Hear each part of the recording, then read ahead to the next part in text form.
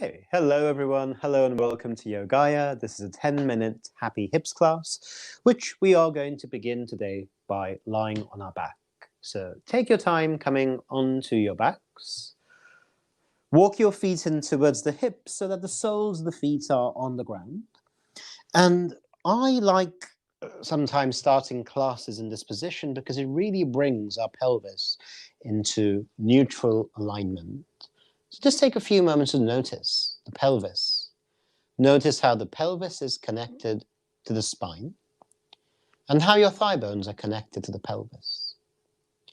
Now, if it feels okay to do so, start to gently tuck and tilt the pelvis. You can do this with the hands by the side, or some of you may find it's helpful to bring both hands onto your pubic bone so you can start to sense how that tuck and tilt of the pelvis is affecting the pubic bone. Or you can bring your hands to the sides of your hips. And then as you tuck and tilt, you can either use the hands to help you tuck and help you tilt, or some of you may find it's quite nice or to actually just let the hands rest there. So as you tuck and tilt, you can just connect with this movement, using your hands to gauge how much the pelvis is moving.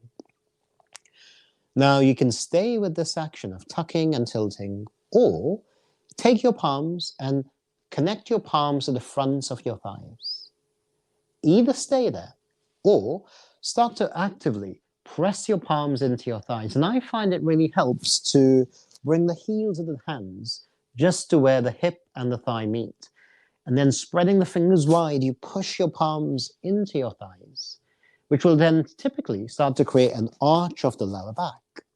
Keeping that sense of hands pushing into thighs, continue to tuck and tilt the pelvis, which for many of us will feel quite nice.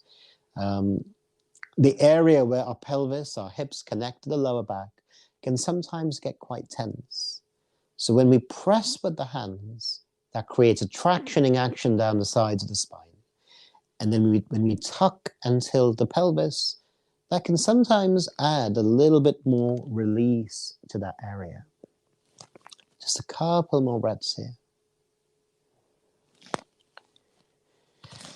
Okay, now you can stay here or move the hands away from the legs and then place your right ankle on your left thigh. So we come into this reclined hip opener, reclined pigeon pose. You can stay here, or keeping the sole of the left foot on the ground. Once again, connect your palms to your thighs and gently push the thighs away from you. Either stay here, or like you did before, tuck and tilt the pelvis. Exaggerate the arch of the lower back as you inhale. Exaggerate the flattening and the rounding of the lower back as you exhale. If that feels good. There you go. Maybe this is where you stay. It's a wonderful place to stay if that feels good. Or raise your left foot off the ground and either interlace your hands around the back of your left thigh or around the front of your left shin, your choice. Entirely up to you. And we'll take 5 breaths over here. Take a deep inhale and a full exhale.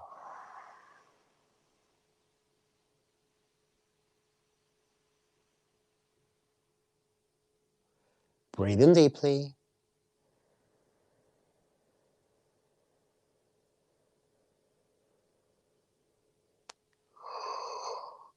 Exhale deeply.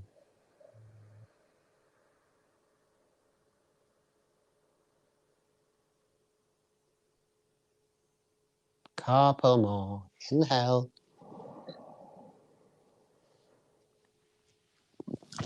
And exhale. And one more breath in here. And one more breath out. When you're ready to, let go of the legs. Lower the left foot to the ground. And then extend your right leg up to the sky. So we create this almost vertical shape with the right leg.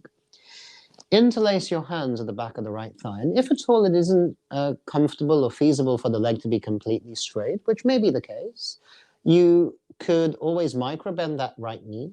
Or if you have a strap or a towel or a belt nearby, you can put that around the ball of the right foot as an alternative. I clearly don't have anything in my hands, but you can imagine I've got a strap or a towel or a belt in my hand that I'm using to anchor that right leg in place. But if that doesn't work either, a micro bend in that right knee is fine. Just a couple more breaths here. Breathe in and breathe out. Inhale deeply. Exhale deeply.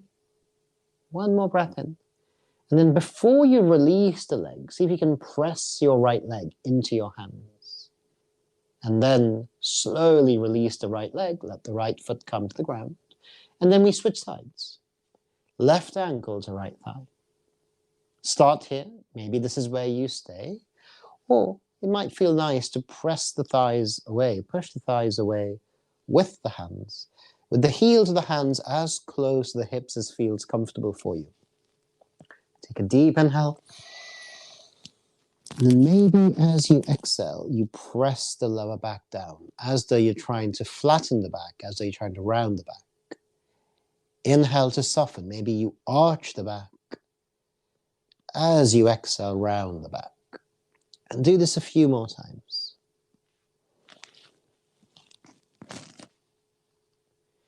And this could be where you stay.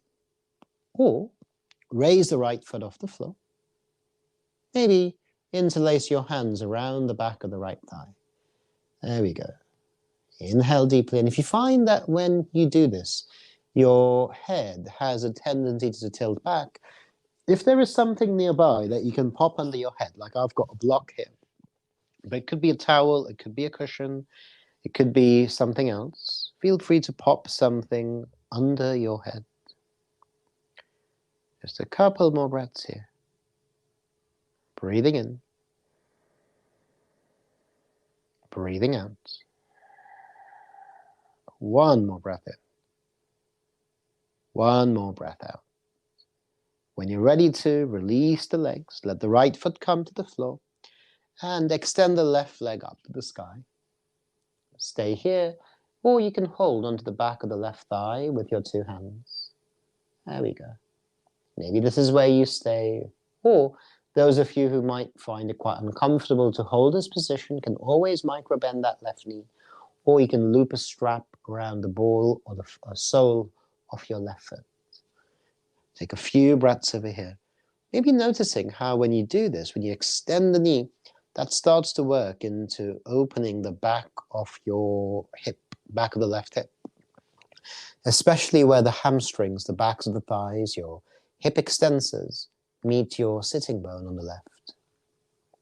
Just take a few more breaths here. Breathing in. Breathing out. Inhale deeply. Exhale deeply. And one more breath in. One more breath out. And then before you release the leg, keep the hands around the back of the thigh. Press the back of your thigh into your hands. You feel that sense of stabilization in the pelvis. And keep that stabilization, but move the hands away. And ever so slowly, lower the left foot to the ground. And once you get there, bring the soles of the feet together and knees apart. Coming into Supta Baddha Konasana, reclined bound angle pose. Or if you prefer, maybe this doesn't feel particularly good for the hips, you can always bring the knees together and take the feet apart. Maybe try both and then see which one feels better and go with that one. If you find that it is nice to place your hands on your body, do so. And then take a deep inhale through your nose.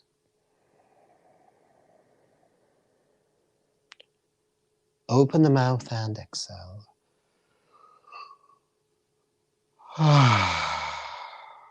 One more time, breathe in.